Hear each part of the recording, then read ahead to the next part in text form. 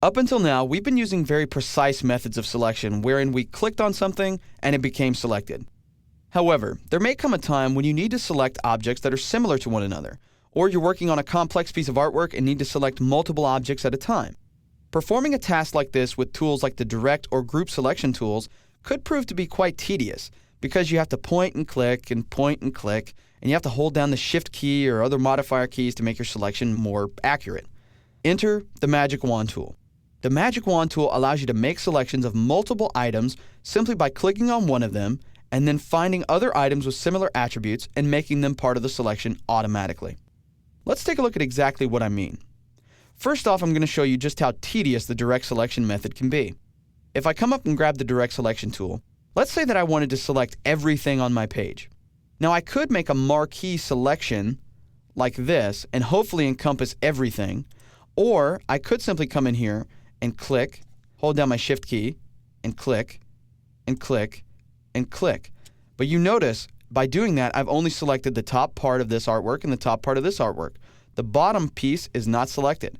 That would take a long time for me to go through and select all of these different objects. Even if I'm using the regular selection tool, I would click, hold down Shift, click, click, etc.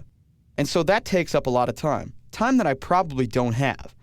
The Magic Wand tool works in a much different way.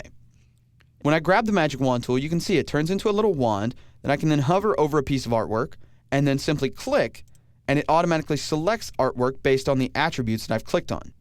If you want to refine how the Magic Wand tool works, you simply come over here and double-click the Magic Wand tool. This opens up the Magic Wand tool preferences, or options. These are not located anywhere else. You have to double-click the wand tool in order to bring them up. When you first open up the Magic Wand tool preferences, you're going to see the basic options of fill color and tolerance. By default, the tolerance should be a lot lower than this. Mine's actually set to 100 to encompass a broad range of objects. The lower the tolerance, the closer the objects will have to be in appearance to the original object in order to become selected. Right now, I've got the tolerance set up to 100, so it's a very broad selection. If I were to take that down to something like 10, watch what happens. I'll set it to 10, and then I'll click away from the objects to deselect them. Remember before, when I clicked on this piece of artwork, almost everything on the page became selected. Clicking this object now, it only selects the objects that are really close to that neutral gray that I've selected. Notice, this area over here did not get selected, the bottom part of the apple did not get selected, neither did this heart down at the bottom either. Now in some cases, this is okay, because then you could just go grab the direct selection tool and finish off selecting the little parts and pieces that you missed. So for instance, if I wanted to select the apple and the heart, I just grab the direct selection tool, hold down Shift, click, and I'm done. But you see how much faster I got with that selection now that I'm utilizing the Magic Wand tool. Adjusting the tolerance is going to be somewhat of a trial and error process.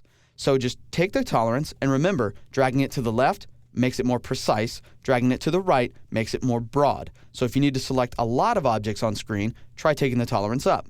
If you need to select one or two similar objects, just take it down.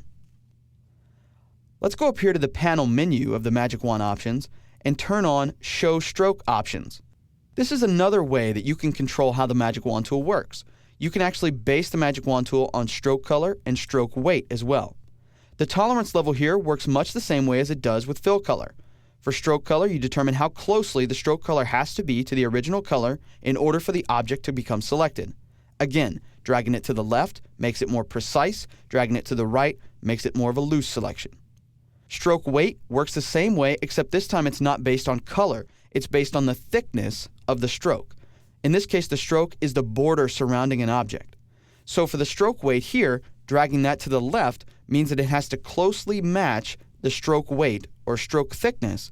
Dragging it to the right means that it can be a wide range of either thick strokes or really thin strokes, and anywhere in between. If I open up the options again, you'll notice there's one more section I can turn on. It's Show Transparency Options. Clicking this automatically opens up the bottom panel, and I can choose Opacity. Opacity works much the same way that the others do, but in this case, instead of colors or weight, it's actually based on opacity level. So you can adjust the tolerance level to be closer to the original opacity, or you can encompass a broad range of opacity levels by increasing the tolerance level as well. You can also choose to select objects based on the blending modes. Now we haven't covered blending modes yet, but just know that these are ways that objects interact with one another when they're overlaid on top of each other.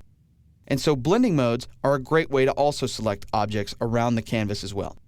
If you want to turn these off, just uncheck the box, and if you want to hide those options, just come right back up to the panel menu and choose Hide Stroke Options and Hide Transparency Options. To close the Magic Wand Tool panel, simply click the X in the top right corner. Once you do that, you can then go back to the Magic Wand Tool and continue using it with the settings that you specified. As you start to work with more complex artwork in Illustrator, you might find that the Magic Wand Tool becomes very useful when making selections, and it might even help you get a little bit more efficient and faster along the way.